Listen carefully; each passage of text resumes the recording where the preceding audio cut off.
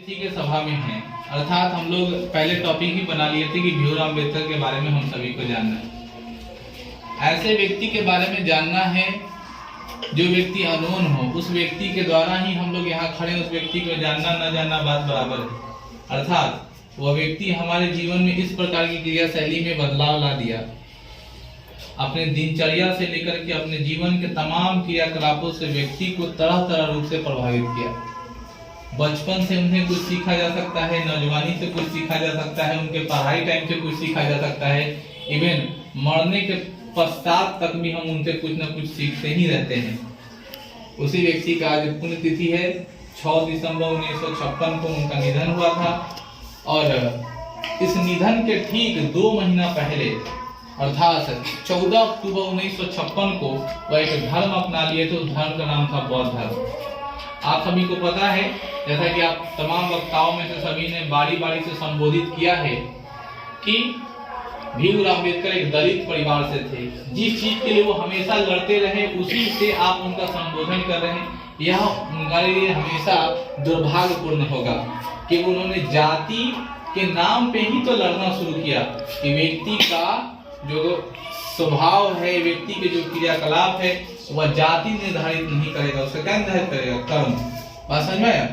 कभी भी बाबा साहब भीमराव अम्बेडकर की जब आप संबोधन करते हैं उसमें दलित लाने की कोई आवश्यकता नहीं है, क्योंकि उस व्यक्ति का कर्म बोलता है। भले ही समाज की अवधारणाओं से नीच जाति के थे, लेकिन उनका कर्म इतना बड़ा अच्छा था कि वो भारत के पहले कानून मंत्री बने। अर्थात इस देश को विधि व्यवस्था के रूप में चलाने के लिए जब 1947 में हमारा देश आजाद हुआ, 1950 में जब हमारा संविधान लागू हुआ, तो सबसे पहले क्या है, कानून मंत्री के रूप में बने। और कानून मंत्री बनने के बाद महिलाओं को वोट देने का अधिकार पहली बार जो देने वाला देश था उसका नाम भारत था, जिसको विश्व स्तर पर एक विशेष तरह का प्राथमिकता मिला। इस व्यक्ति के बारे में अगर आप सुबह से शाम तक करते रह जाइएगा गुणगान तो कम हो जाएगा, क्योंकि हम लोग की कक्षा बहुत आगे दूसरे क्षेत्र में ले जाना है। लेकिन मैं इतना जरूर बताऊंगा कि जिस व्यक्ति को पढ़ने से लेकर के मंदिर तक जाने पर रोक लगा दिया जाता था, इतना ज्यादा छुआछूत था। एक छोटी सी उनकी जीवनी है कि उसको स्कूल में जब वो पढ़ाई करने जाते थे तो कक्षा में बैठने की तो दूर बात है, वो पानी के लिए तरफ जाते थे जिस दिन स्कूल का प्यून नहीं प्रेजेंट होता था। अर्थात उनको इजाजत थी कि आप न कल छू सकते हैं न नल छू सकते हैं। बात समझ में आई? जब तक प्यून नहीं आएगा तब तक वो पानी नहीं मिलना है। तो कक्षा में बैठने की तो बहुत दूर की बात है, वो आदमी स्वतंत्रता पूर्वक अपने स्कूल में क्या नहीं, पानी भी नहीं पी सकता है। आज के समय में तरह तरह की बड़ी बड़ी बातें करते हैं, हमारे को स्वतंत्रता मिली है, जो मन करता है सो कहीं कहीं कर देते हैं। लेकिन रियलिटी यही है कि हमको पूर्ण रूप से अगर आजादी मिली है तो हमें संविधान से मिला है, और संविधान को एक सार्थक स्वरूप देने वाला व्यक्ति का नाम क्या है? बाबा साहब भीमराव अम्बेडकर। मैं आपको ये भी बता देता हूँ कि बाबा साहब भीमराव अम्बेडकर जिस समुदाय से बिलोंग करते, समुदाय में अशिक्षा बहुत ज्यादा थी, तो उन्होंने क्या कहा, समाज को आगे बढ़ाने के लिए उन्होंने अपना नारा दिया है, शिक्षा वह शेरनी का दूध है जो जितना पिएगा उतना दहाड़ेगा। उन्होंने कहा कि जिस दिन इस धरती पर इस भारत के लोग जितना मंदिर में जाते हैं उतना कतार अगर किस तरफ चलने जाए, पुस्तकालय की तरफ चलना शुरू हो जाए, उस दिन हमारा समाज क्या हो जाएगा, आगे बढ़ जाएगा। आज ही के समय में आप लोग देखते हैं समाज में जब कहीं पे पूजा पाठ होता है, कहीं पे मेला लगाया जाता है, कहीं पर 10 तरह का तमाशा नाच गाना करने वाले घड़े आता है, एक आदमी रसीद लेके काट देता है और कहता है नाच होने वाला है, तो आप लोग खूब पैसा चंदा डोनेट करते हैं। लेकिन कोई आदमी आपके घर पे आ जाए और कहे कि यहाँ पर पुस्तकालय खुलने वाला है, यहाँ पर बच्चे को कुछ पढ़ाना है, ठीक है ना, तो उसको लोग सबके नजरिए से देखता है, कहता है नहीं, जरूर खाने के लिए पैसा वसूलना है। बात समझ में आई? तो समाज के लोगों की एक अवधारणा है। बाबा साहब भीमराव अम्बेडकर इसी चीजों से बहुत ज्यादा प्रेरित थे और कहते थे कि आपको शिक्षा पर ज्यादा जोर देना है। लेकिन वर्तमान समय में वही हो रहा है, लोग जो अनपढ़ हैं, बड़े या छोटे जाति का जो अनपढ़ हैं वो बहुत पिछड़े हैं, जिनके पास एजुकेशन है, जिनके पास शिक्षा, वो क्या है, बहुत आगे। इसीलिए हम लोग यहाँ पे समागम बैठते हैं, यहाँ पे चीजों को करते हैं। आप लोग सीनियर हैं, 11th 12th के विद्यार्थी हैं, आपको समझनी चाहिए कि आपका मूल रूपे आपके जीवन में जो दिनचर्या आएगी, बदलाव आएगी, किससे आएगी, एजुकेशन से। इसलिए आपको शिक्षा को बहुत अच्छा क्या करना पड़ेगा, मजबूत। अंत में हम यही कहेंगे कि आदमी का कर्म बोलता है, ठीक है ना, आदमी का कर्म बोलता है। ऐसे तो भीम नाम का आदमी बहुत भेटा जाएगा। आप दिन भर चिल्लाते रहेगा, जय भीम, उससे कुछ नहीं होने वाला है। सच्ची श्रद्धांजलि आप अगर देना चाहते हैं बाबा साहब भीमराव अम्बेडकर को, तो क्या करना चाहिए, ठीक है, उनके गुणों को अपनाना चाहिए। आपको जानकर बहुत हैरत होगी, जिस आदमी को अपने दलित परिवार से कहा है, उनकी पत्नी जो थी वो ब्राह्मण थी। वो जब बड़े हुए, मतलब जब वो शादी के लिए मेच्योर जब हुए, ठीक है ना, उनके अंदर इतना ज्यादा विद्वता आ गया था, इतना ज्यादा ज्ञान क्वालिटी थी कि ब्राह्मण परिवार में क्या था, देखिए बात समझ रहे हो। तो ब्राह्मण जो समाज का सबसे बड़ा प्रवर्तक जो था, जो उनको मंदिर में जाने से रोकता था, वही उनको दामाद बना लिया। समझ में आ रहा है। तो ये है एडुकेशन, और ये है एडुकेशन की क्वालिटी।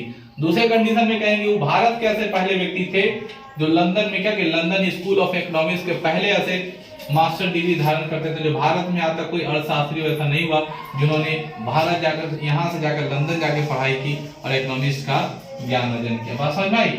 तो कुल मिला के ये सारी चीज किससे पॉसिबल है, जिसको स्कूल में जाने की थोड़ा भी इजाजत नहीं थी, ठीक है ना, वो कैसा कितना स्कूल बना दिया होगा। उसके नाम पर मुजफ्फरपुर में यूनिवर्सिटी चलता है, बाबा साहब भीमराव अम्बेडकर यूनिवर्सिटी, जहाँ पे कितना कितने लोगों के जातिवाद के लोग पढ़ते हैं। तो एक व्यक्ति तुम कल्पना कर सकते हैं जिसको बेंच पर बैठने का इजाजत नहीं था, उसके नाम पर बड़ा बड़ा यूनिवर्सिटी, बड़ा बड़ा कॉलेज चलता है। तो सोच सकते हो ये बदलाव किससे हुआ है, शिक्षा से। तो सिंपल सा बात है। बहुत लोग हैं ये शुरू से आवाज बनते हैं दलितों का, शोषितों का, पिछड़ों का। तो दलित लोग अलग झंडा, ऐसी प्राथमिकता नहीं है कि बाबा साहब अम्बेडकर दलित के हैं और पिछड़े के हैं। वैसे व्यक्ति के जो शिक्षा में विश्वास रखता है। आज भी दलित समाज के बहुत लोग, अब दलित बार बार आप लोग समझते हैं कि नहीं दलित क्या होता है। तो समाज में जिसको छोट जाति का दर्जा दे रखा था, जिसको कोई तरह का अधिकार नहीं था समाज में, उसको एकदम दूर तरीके से रखा जाता था, जिसको शिक्षा से विहीन करके रखा गया था, वैसे समाज को दलित कहा गया, पिछड़ा कहा गया, वंचित कहा गया, शोषित कहा गया। आप लोग देखते होइएगा समाज में, अभी आप लोग अनुभव कीजिएगा, पुराने जमाने के जितने बैकवर्ड कास्ट, शेड्यूल कास्ट के जो लोग होंगे वो लोग बहुत कम पढ़े लिखे हैं। आज के समय आप लोग देख सकते हैं इसमें अलग अलग जाति समुदाय के लोग हैं और बड़ी स्वतंत्रता पूर्वक, कोई भेदभाव नहीं है, बड़ी ईमानदारी पूर्वक बैठते हैं, एक साथ पढ़ाई करते हैं, जातिवाद को नामो निशान खत्म। आप लोग पढ़े भी है जाति प्रथा और श्रम विभाजन, पढ़े हैं ना, उसमें ये कहा भी गया है कि बाबा साहब भीमराव अम्बेडकर ने क्या कर दिया, जाति के आधार पर काम पर भी उन्होंने क्या किया, चोट किया। उन्होंने कहा कि जब तक व्यक्ति को जात के आधार पर काम देते रहिएगा तब तक व्यक्ति क्या होगा, सफल नहीं होगा। इसीलिए हमें जात के आधार पर काम न देकर के क्या करना पड़ेगा, गुणवत्ता के आधार पर, क्वालिटी के आधार पर, उसके अंदर वो कौन कर्म करना चाहता है उसके आधार पर क्या मिलना चाहिए, ज्ञान मिलना चाहिए। किसी भी जाति का हो, आप लोग समाज में जानते हैं ना, लोहार कारपेंटर हथौड़ी लेकर बोगाएगा, एक बड़ा बैगन बेचेगा, एक बड़ा कचरी छानेगा, एक बड़ा सामान बेचेगा, और 10 तरह का काम है, एक बड़ा माल फेंकेगा, एक बड़ा कुछ कुदाल लेके तो एक तारी उतारेगा। जातिवाद काम है। अब जिसको मन करता है वो कोई भी जाति का हो, आज के समय स्वतंत्र है, आप कोई काम नहीं करने को मिले, इसको छोड़िए, दूसरा काम करने दीजिए। लेकिन पहले ऐसा नहीं था, बॉन्डेशन था, जैसा ही आप दूसरा काम करते आप पर समाज के लोग क्या करता, प्रतात्मक कार्रवाई कर देता। ठीक है, तो ये सारी जो चीजें मिली है वो किससे मिला है बच्चों, संविधान से मिला है। तो मैं कहूंगा कि संविधान से ये जो चीज मिला है उसको 1950 में लागू कर, 1950 में जब लागू हुआ, वो हमारे लिए क्या है, एक लोग आज के समय मनाता है ना शौर्य दिवस, तो हम तो मानते हैं वही कि 26 जनवरी 1950 को लागू हुआ संविधान, और हर 26 जनवरी को हम लोग शौर्य दिवस के रूप में मनाए कि हम लोग इतना अच्छा स्वतंत्रता मिल गया। और रहा बाबा साहब भीमराव अम्बेडकर की, तो ऐसे अनमोल रत्न इस दिन हम लोग खो दिए। ये हमारे लिए क्या है, गमागीन और दुख का विषय है। ठीक है, और हम सभी श्रद्धा सुमन अर्पित करते हैं, हम लोग बड़ी भारी मन से उनको याद करते हैं और भगवान से प्रार्थना करते हैं, ईश्वर से प्रार्थना करते हैं कि उनके अंतरात्मा को क्या हो, प्रकाष्ठा मिले। ठीक है, उनकी अंतरात्मा को एक प्रतिष्ठित चीजें प्राप्त हो। धन्यवाद आप सभी का।